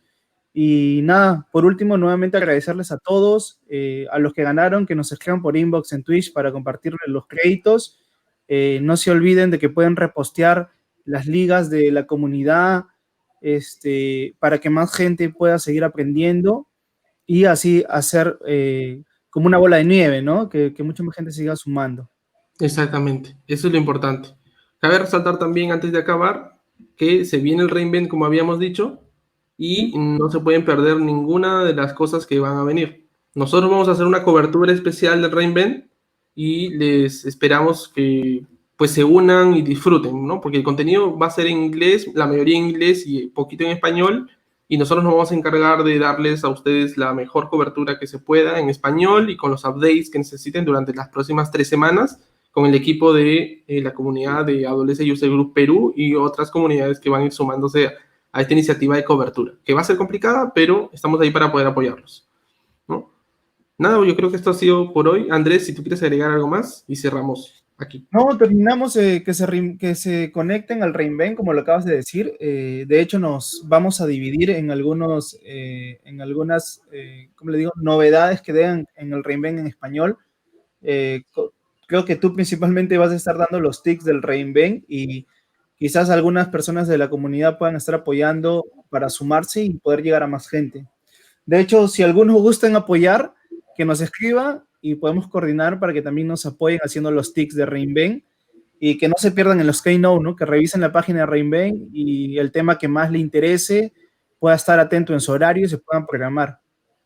Exactamente. Estamos haciendo varias cosas para el reinvent. Las cosas que mencionaste, André, que es preparar la cobertura, noticias, cómo tomar las noticias de la mejor manera, reacciones a las noticias, updates, y por cierto, pues tratar de ver cómo vamos a a seguir sumando gente para que podamos hacer esta cobertura de manera correcta, ¿no? Cualquiera que les gustaría participar, hago un llamado también a los community builders de Latinoamérica y de Perú y de los países alrededor, que se unan con nosotros a que también podamos seguir empujando el reinvent, ¿sí? Este año es online y vamos a tener que hacerlo con mucha más fuerza, ¿no? Porque antes la gente que vivía en el reinvent se tenía o se guardaba la noticia todo el día hasta que se lanzaba, ¿no? Pero ahora todo el mundo va a saber lo que está pasando realmente. Así que no tienen que desaprovechar la oportunidad de tener un reinvent gratis de 3 semanas todavía. Normalmente solamente es una semana, esta vez tenemos 3 semanas. Así que prepárense que va a estar muy divertido. Listo. Correcto, correcto. Gracias a todos los que se han conectado en la mañana de hoy. Y a las personas que han estado en el extranjero también conectadas. Gracias a todos. Así es.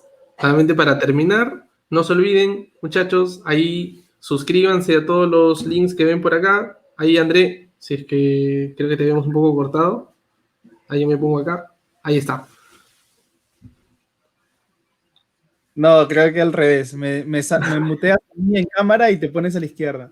Sí, bueno. Está bien, está bien. Vale. Bueno, sí, ahí están justo todas las redes para que nos puedan seguir. Aquí, por acá también tenemos para que se puedan suscribir a nuestro canal y pues ahí vamos a seguir entregando todo el conocimiento. Muchas gracias a todos y ya nos vemos pronto. Hasta luego.